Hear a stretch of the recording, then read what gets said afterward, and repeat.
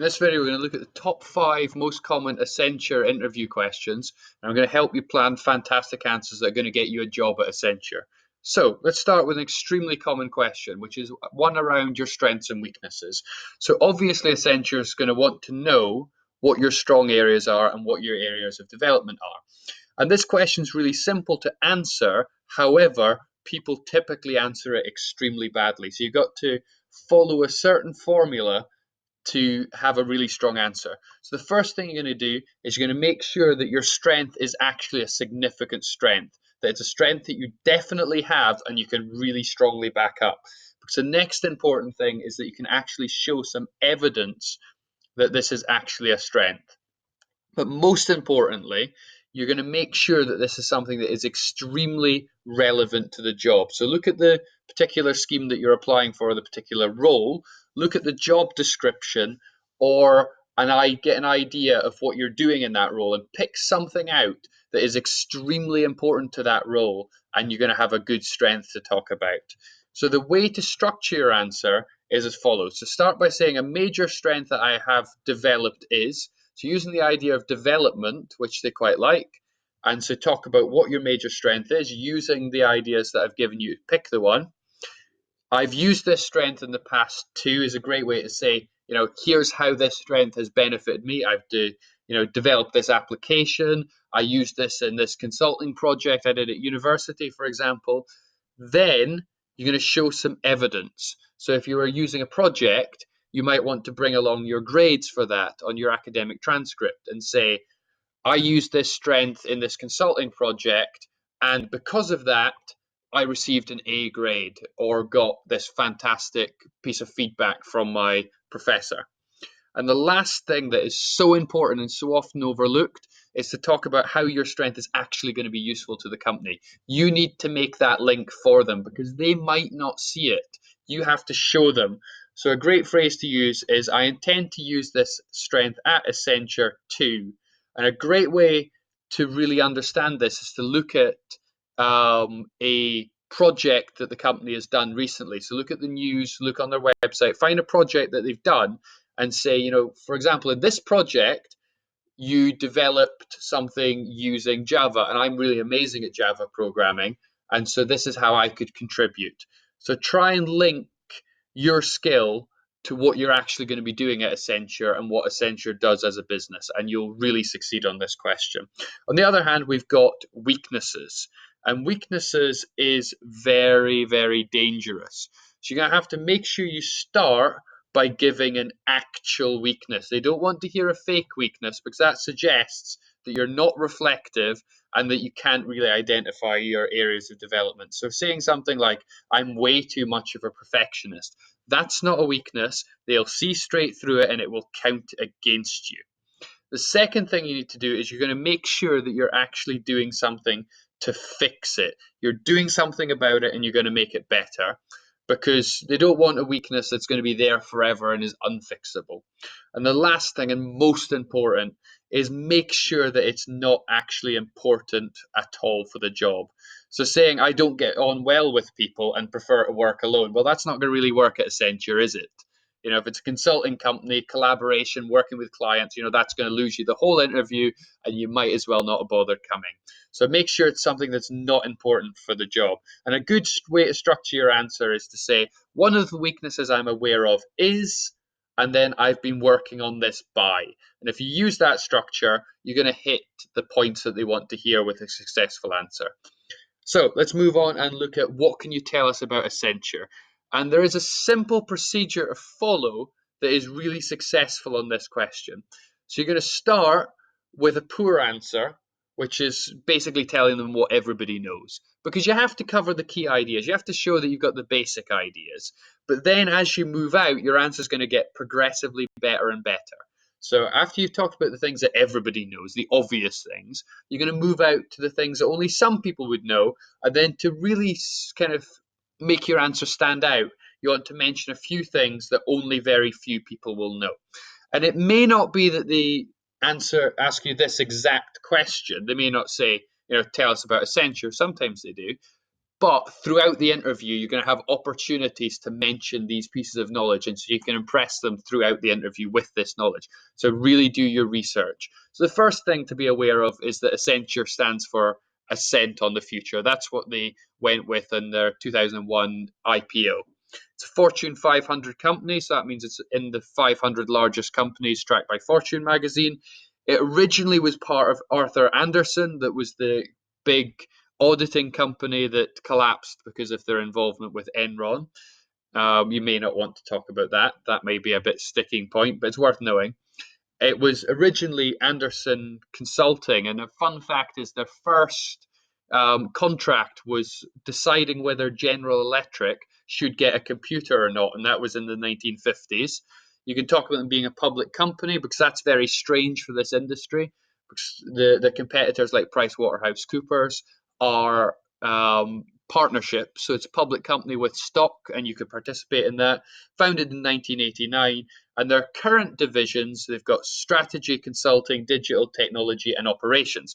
Of course, that may change in the future, so definitely learn what their divisions are and be able to list those off and describe the basic idea of what each division does, and then have lots of in-depth knowledge about the one that you're applying to. And if you follow this scheme and make sure you've got a few things that only very few people know, and that you've got all of the key information covered, your knowledge will come across in the interview and you'll be quite successful in that area. So my last thing on this point is my top tip, which is read Accenture's annual report. And because they're listed in America, they file Form 10K. And if you look up Form 10K and you read it, you will find really, really amazing, ridiculously detailed information about their strengths, weaknesses, their competitors, their risk factors. You'll find loads of amazing information. If you read it, you'll have such amazing things to say in your interview. And next question, Accenture case studies. So a classic thing that you get presented in consulting interviews is with a case study. And there are three basic steps that I recommend that people do.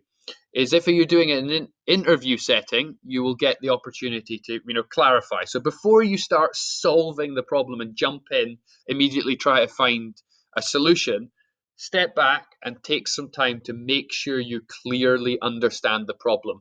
Because if there's something you've missed in the brief and you immediately try jumping to a solution, you're going to come to a wrong answer and you're going to have completely wrong reasoning and you're not going to score very well. So it's worth investing the time to ask clarifying questions if it's in an interview, or read it 2 or 3 times, take some notes, and make sure you actually really understand deeply what the question is asking and what the information you've got is.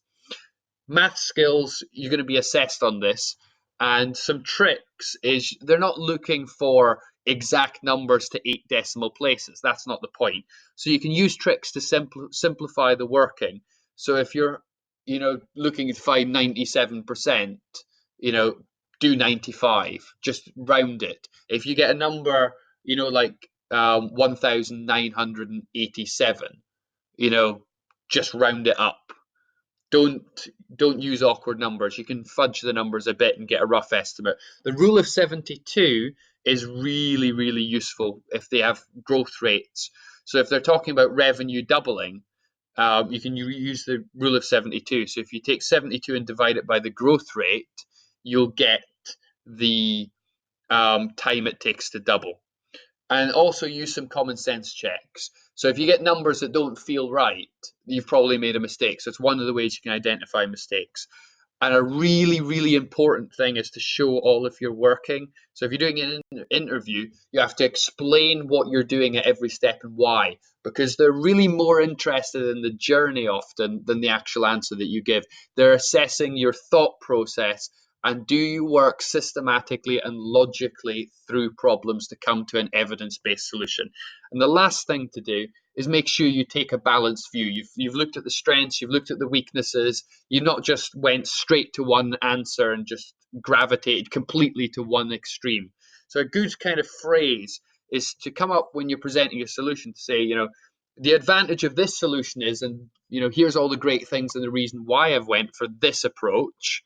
And a good phrase to add in on the flip side to show some criticality is to say, however, the client should be aware that, and just put the other things that may have led you to a different solution, and are suggesting that these are some problems that have to be overcome, or issues with the solution that if you're accepting the solution that I'm presenting, here's the downsides that you need to be aware of. So it's showing a criticality, a balanced view, and an in-depth analysis. So if you use that for your conclusion, it makes your answer so much stronger on these case studies.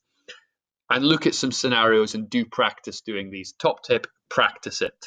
So let's move on and look at conflict in a team questions. So you're likely to get a question around working in teams. How do you work in teams? You're good at working in teams, because that's a really key thing that Accenture does. And you get questions about, working in teams where there's conflict. Someone's not working well, someone's not pulling their weight, for example. You have a disagreement in a team. It could be any of these variations on the same question, but they have a core principle. And so a good answer starts with an actual conflict. If you say, I've never really experienced conflict in a team, that suggests you're lacking experience, and that's going to count against you. The second thing you're going to do is, whatever example you give, it has to be managed very professionally, and you have to be the professional, always doing the right thing. And the number one most important thing for any teamwork question ever is that it has to lead to a positive outcome. Always pick your examples where it works brilliantly. And even though there was all these awful things happened on the road to the solution, the end result was brilliant. A bad answer has a major conflict. So something that is really awful and really disastrous, it's very hard to present that in positive terms. So it's best to avoid that. Do not at any point ever criticize team members, because why would you want to employ someone, if you're, the hiring manager at Accenture, if they're going to immediately go and start attacking their colleagues and criticizing the people round about them? That's the wrong approach, and they want to avoid those people. So do not ever criticize anyone you work with ever in an interview. And the worst thing you can do is present an overall negative outcome. Say, I was part of this team, somebody else was terrible, and the whole thing failed, because you're part of the team. You're jointly accountable for that. So you're saying, I participated in a failed project. Please give me a job and I'll work in your teams. That's not really what they're going for. So only present positive examples. And my top tip is definitely prepare 2 examples. Have them fully scripted out and fully planned. Because if you don't have the examples to hand and you try and make up one on the spot, you're not going to hit all these points, and it's not going to be a good example. So definitely do your planning and preparation. So let's move on to question 5. Where do you see yourself in 5 years' time? Easy question to answer, easy question to answer badly as well. So a great phrase that they really like to hear in interviews is talk about moving with the business, that you're going to be moving with the demands of the business. So you're going to be talking about, what the business is going to look like in 5 years' time. So what parts of Accenture are growing quickly, and what opportunities does that present? And so a good phrase just to say is, I'm looking to move with the business, and I'm adaptive to the needs of the business. Talk about what the company can offer. So if you know about the training schemes that are available, look at what's currently on offer, look at the professional development, and look at the skills that you gain during the program that you're on, and how does that help you get to where you want in 5 years' time. And one thing you can talk about is moving up one level, so that in 5 years' time, your goal, you present it as a goal, is to be one level higher, and you're going to say what that is. But most importantly, you're going to talk about what you need to do in order to achieve that, in order to deserve that, in order to earn that. That's what they want to hear. They want to hear, you're going to be outstanding in your current role, and once you've achieved that outstanding at the appropriate time, you're looking to move up. A bad answer, however, assumes I'm going to get a promotion. In 5 years' time, I'm going to be a manager. Well, maybe, but that's not an entitlement. You're not going to have any sort of collaboration with the company. The company's not going to offer you anything. You're not going to take advantage of any training schemes. It's just going to come automatically. So you're not going to talk about anything that you're doing with the company. So you're going to have to make sure you've got some sort of collaboration with Accenture, and you're going to make Accenture part of your 5-year journey. because that's one thing they really want to hear.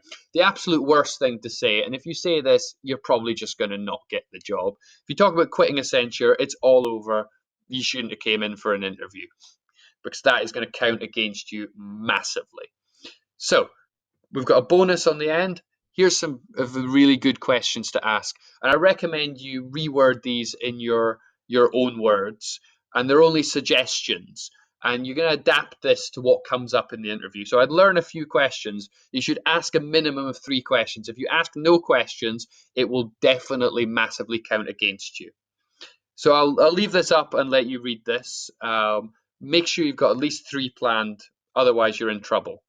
So finally, best of luck with your Accenture interview, and finally, thank you very much for watching.